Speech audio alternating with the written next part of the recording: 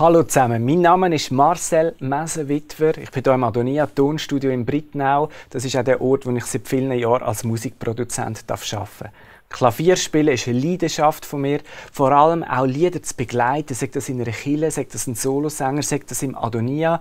Und zwar begleiten nicht nach Noten, sondern begleiten nach Akkord. Man sagt eben auch freie Liedbegleitung. Und genau um das geht es im Online-Kurs Freie Liedbegleitung am Klavier. Ich möchte dir zeigen, wie auch du Lieder kannst begleiten, nicht nach Noten, sondern einfach nur nach Akkord.